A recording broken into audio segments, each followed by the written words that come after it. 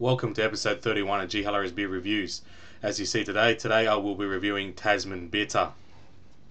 Now this one's a little bit deceptive, being that it used to be brewed, well, there was a beer called Tasman Bitter brewed by James Bogue Brewery. But this one is one of those ones I believe is contracted by Coles, because it's only available, well, to my knowledge, in the Liquorland stores.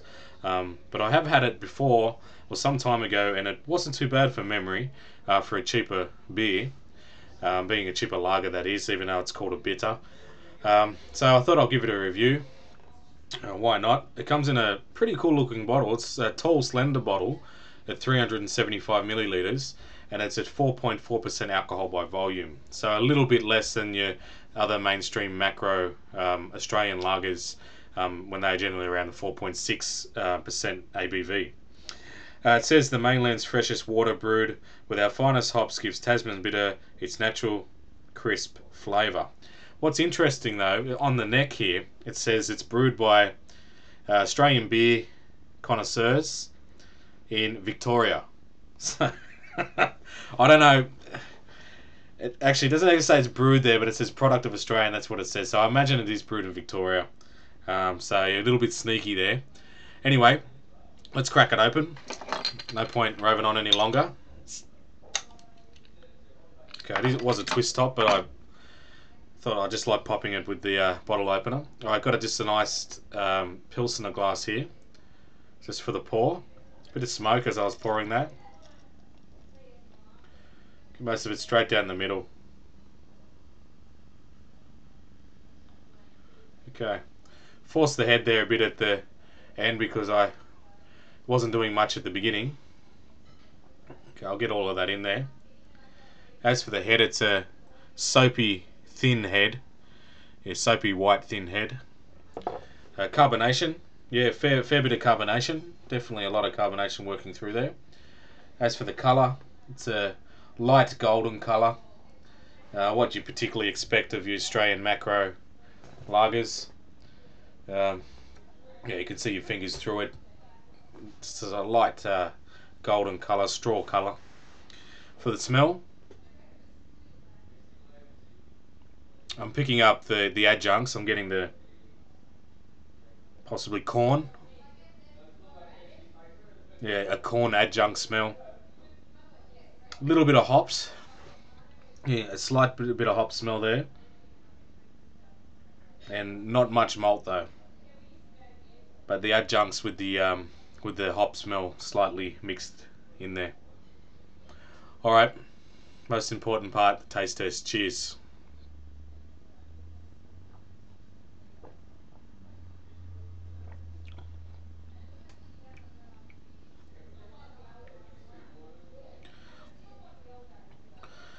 Yeah, first mouthfeel's nothing amazing. Definite adjunct taste there. It's strong in this beer. Um, the maltiness is there. It's funny, I could smell the hops, but I can't really taste them in the essence of the bitterness. Not very bitter at all. I'll give it another sip.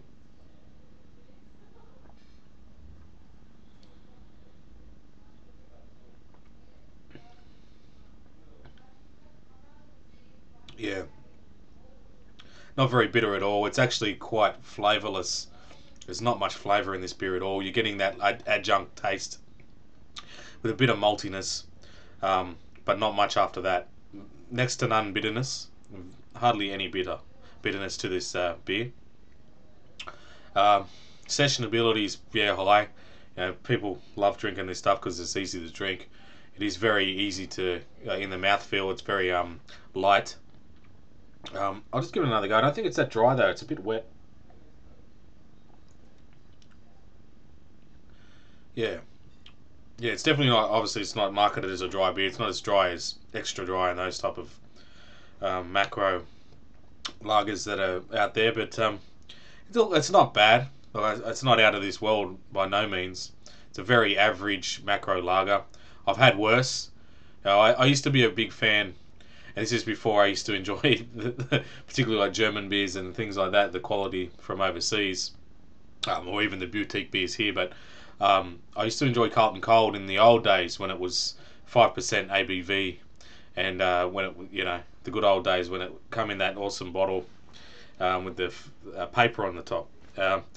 Anyway, yeah, getting to my point, yeah, but then they just massacred that beer. They dropped it down. I think it's 4.2 or something like that. I may be wrong, but close to that, and it's just not the same. So I reckon that's one of the worst beers I've had recently is Carlton Cold, the current form of it. Well, I used to like it a lot years ago. So for this, one more sip and I'll give it a score.